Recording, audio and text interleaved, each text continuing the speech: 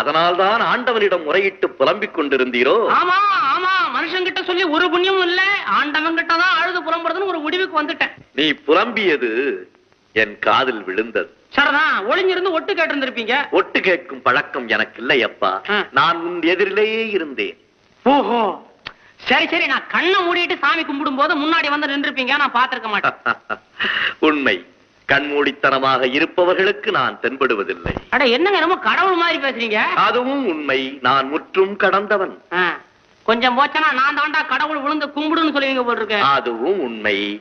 கடவுள் உன்னிலும் இருக்கிறார், என்னிலும் இருக்கிறார்.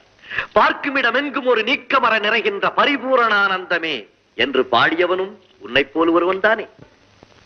சாப்பிட்டாச்சா? ஏப்பமா?